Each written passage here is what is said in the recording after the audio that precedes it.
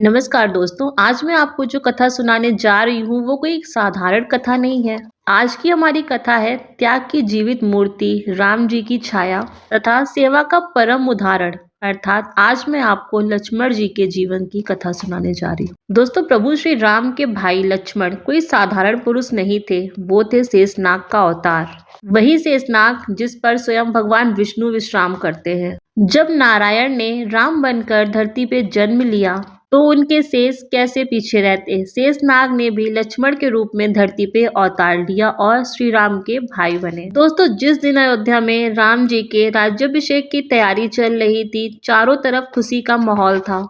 उसी दिन विधि ने ऐसी करवट ली कि सब कुछ बदल गया। पूरा अयोध्या रो पड़ा, माताएं रो पड़ी तथा पिता का बुरा हाल हो गया। परंतु उन सब के बीच भी एक व्यक्ति ऐसा था जिसकी आंखों में आंसू नहीं थे, अफसोस नहीं था, और वो थे लक्ष्मण। लक्ष्मण जी चुपचाप श्री राम के पास आए और बोले, भैया आपने चलने का निश्चय कर लिया है, फिर मुझे पूछने की क्या आवश्यकता है। और बस यहीं से लक्ष्मण ने भी श्री राम जी के साथ वनवास के रास्ते को चुना। ना तो कोई घोषणा, ना कोई विद्रोह और ना ही कोई अधिकार की बात। परंतु अब बारी थी उर्मिला की, एक नव विवाहित स्त्री जिसके जीवन की शुरुआत अभी अभी लक्ष्मण जी के साथ हुई थी। लक्ष्मण जी ने उनसे कहा, मैं जा रहा हूँ, मेरा तप तुम्हारे धैर्य के साथ पूरा होगा, तुम्हें यहीं रहना है और सबका ध्यान रखना है। उर्मिला ने ये शब्द सुनकर श्री लक्ष्मण के उनसे कुछ नहीं कहा, वो सिर्फ मौन रही, और यही मौन रामायण में उर्मिला का सबसे बड़ा बलिदान बन गया। श्री राम जी के वनवास का मार्ग आसान नहीं था। वहां पे वन थे, पशु पक्षी थे, कांटों भरे रास्ते थे। प्रभु श्री राम जी ने लक्ष्मण से कहा, लक्ष्मण ये मार्ग आसान नहीं होगा, ये कठिन है,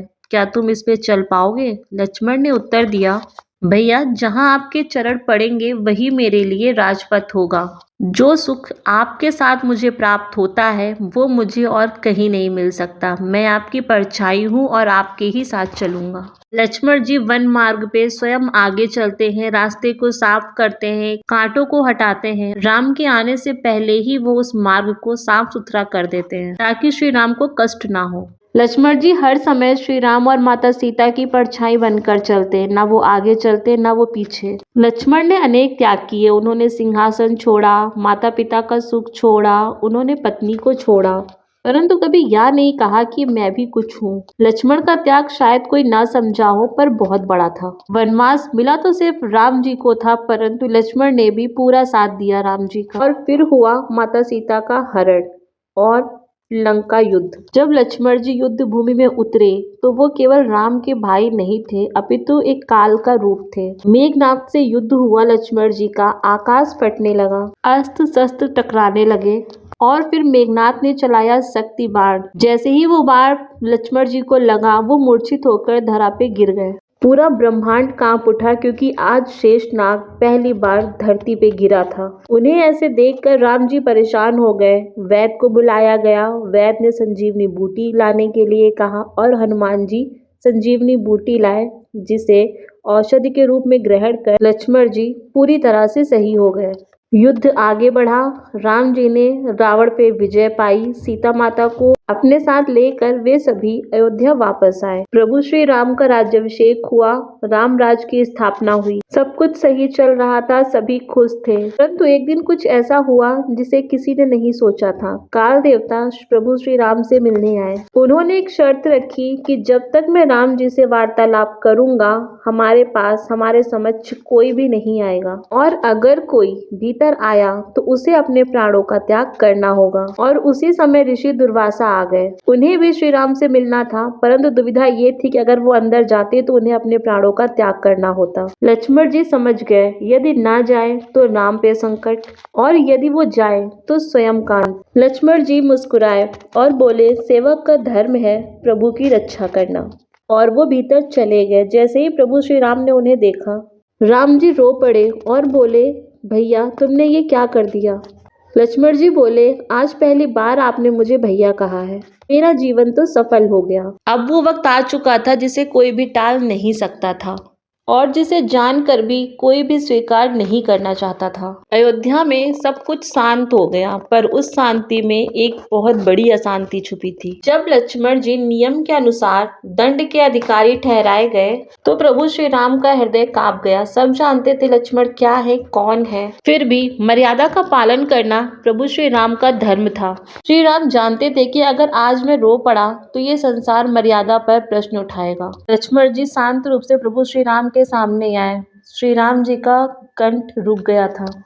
राम जी बोले, लक्ष्मण तुम मेरे बिना रह सकते हो, परंतु मैं तुम्हारे बिना नहीं रह सकता। राम जी के ऐसे शब्दों को सुनकर लक्ष्मण जी के चरण कांप उठे, परंतु लक्ष्मण जी के मुख पर अब भी वो शांत मुस्कान थी। लक्ष्मण जी ने हाथ जोड़कर कहा, प्रभु आज आपने मुझे लक्ष्मण नहीं परंतु आज आपने मुझे अपना कहा है, और यही मेरे जीवन की सबसे बड़ी पूंजी है। मुझे और क्या चाहिए था इस जन्म से। लक्ष्मण ने कहा, प्रभु मैं शेष हूँ, मेरा काम है धारण करना, और आज मैं अपना भार उतार रहा हूँ। लक्ष्मण जी ने राम से कहा, आप रोइए मत, सेवक का धर्म होता है प्रभु के लिए मिट जाना। इतना कहकर लक्ष्मण जी ने प्रभु श्री राम के चरणों में अपना सिर रख दिया।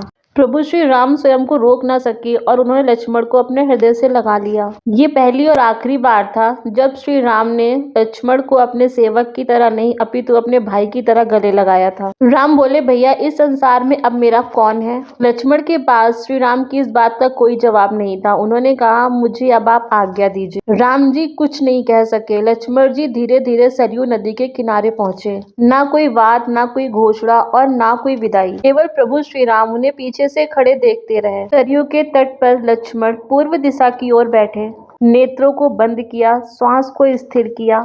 उनके मुख पर ना भय था, ना कोई पीड़ा था, तो केवल संतोष। धीरे धीरे देह निष्प्राण हुई। दोस्तों, ये कोई मृत्यु नहीं थी, ये था योग समाधि द्वारा प्राण को त्यागना। जैसे ही लक्ष्मण ने मानव शरीर को छोड़ा, सरयू की लहरें रुक गईं, आकाश प्रकाशमान हो गया, और तभी शेषनाग अपने सहस्त्र फनों के साथ प्रकट हुए। देवताओं ने पुष्प वर्षा की और नारायण ने अपने सेवक को पुनः स्वीकार किया। कुछ ही दूरी पर प्रभु श्री राम खड़े थे। श्री राम ने कहा, जो मेरे लिए इस धरती पर आया था उसने अपने धर्म को पूरा किया। अभी श्री राम की आंखों से एक आंसू गिरा। वो समझ गए कि अब उनकी लीला भी पूर्णता की ओर है। लक्ष्मण जी के जीवन का सिर्फ एक ही उद्देश्य था, जहाँ श्री राम वहाँ मैं। लक्ष्मण जी ने सिखाया कि प्रेम वो होता है जो बोलता नहीं है अपितु सहता है। सच्चा भाई वही होता है जो मौन रहकर अपने कर्तव्य को पूरा करे। दोस्तों, कितना फर्क है ना त्रेता युग में और आज के युग में। आज भाई भाई का दुश्मन है और तब लोग जान देते थे। अगर ये कथा आपके हृदय को स्पर्श करे तो इसे सिर्फ सुनिएगा नहीं अपितु अपने जीवन में उतारिएगा। आप भी अपने भाइयों को राम और लक्ष्मण की तरह स्नेह दें। दोस्तों, आप मानते होंगे कि इस युग में भी राम भले ही ना हो पर लक्ष्मण जैसा भाई जरूर होना चाहिए, जो अपने भाई के लिए बिना कुछ सोचे समझे ही त्याग कर सके। लक्ष्मण जी जीवन भर श्री राम की छाया बनकर चले और उन्हीं के लिए अपने जीवन का अंत भी किया। दोस्तों, लक्ष्मण का जीवन समर्पण की एक बहुत बड़ी परिभाषा बन गया।